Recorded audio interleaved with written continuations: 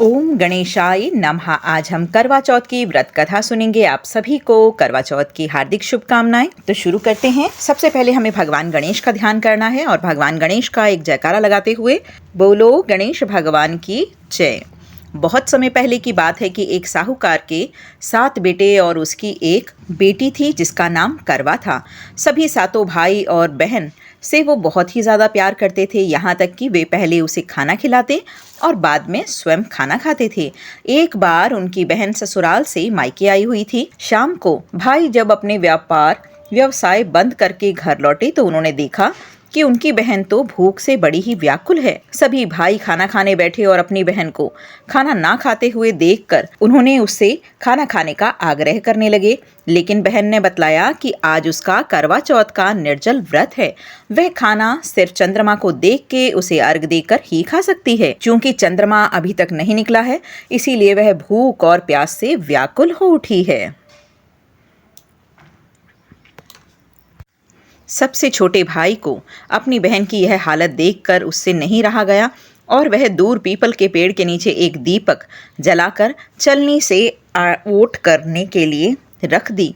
दूर से देखने पर ऐसा प्रतीत होता था जैसे कि चतुर्थी का चांद उदित हो रहा है। इसके बाद भाई अपनी बहन को बताते हैं कि चांद निकल आया है, तुम उसे अर्घ देने के बाद भोजन कर सकती हो। बहन खुशी के मारे सीढ़ियों पर चढ़कर चांद को देखती है। उसे अर्घ देकर जैसे ही खाना खाने बैठ जाती है, वह पहले टुकड़ा मुंह में डालती है, उसे छींक आ जाती है। दूसरा टुकड़ा डालती है तो उसमें बाल निकल आता है और जैसे ही वह तीसरा टुकड़ा मुंह में डालने की कोशिश करती है तो उसके पति की मृत्यु का समाचार उसे मिलता है और वह बौखला जाती है। उसकी भाभी उसे सच्चाई से अवगत कराती हैं कि उसके साथ ऐसा क्यों हुआ। करवा चौथ का व्रत गलत तरीके से तोड़ने के कारण देवता उससे नाराज हो गए हैं और उन्होंने ऐसा किया है। सच्चाई जानने के बाद करवा निश्चय लेती है कि वह अपने पति का अंतिम संस्कार नहीं होने देगी और अपने सतीत्व से उन्हें पुनर्जीवन दिलवाएगी। वह पूरे 1 साल तक अपने पति के शव के पास बैठी रहती है, उनकी देखभाल करती है। उनके ऊपर उगने वाली सुईनुमा घास को वह एकत्रित करती जाती है। 1 साल के बाद फिर करवा चौथ का व्रत आता है। तब उसकी सभी भाभियां करवा चौथ का व्रत रखती हैं। जब भाभियां उससे आशीर्वाद लेने आती हैं तो वह प्रत्येक भाभी से यम सुई ले लो, पिया सुई दे दो, मुझे भी अपनी जैसी सुहागन बना दो, ऐसा आग्रह करने लगती है। लेकिन हर बार भाभी उसे अगली भाभी से आग्रह करने का कहकर चली जाती है।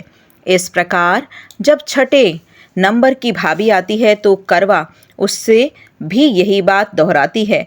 वह भाभी उसे बतलाती है कि चूंकि सबसे छोटे भाई की वजह से उसका व्रत टूटा है, अतः उसकी पत्नी में ही शक्ति है कि वह तुम्हारे पति को दोबारा पुनर्जीवित कर सकती है। इसीलिए जब वह आए तो तुम उसे पकड़ लेना और जब तक वह तुम्हारे पति को जिंदा ना कर दे उसे नहीं छोड़ना। ऐसा कहकर वह चली जाती है। सबसे अंत में छोटी भाभी आती है। करवा उनसे भी सुहागन बनने का आग्रह करती है, लेकिन वह टालमटोल करने लगती है। इसे देखकर करवा उन्हें जोर से पकड़ लेती है और अपने सुहाग को जिंदा करने के लिए कहती है। भाभी उसे छुड़ाने के लिए उसे नोचती है, खचोड़ती है, लेकिन करवा नहीं छोड़ती है। अंत में उसकी तपस्या को देखकर भाभी पसीज जाती है और अपनी छोटी उंगली को चीरकर उसमें से अमृत और उसके पति के मुंह में डाल देती है।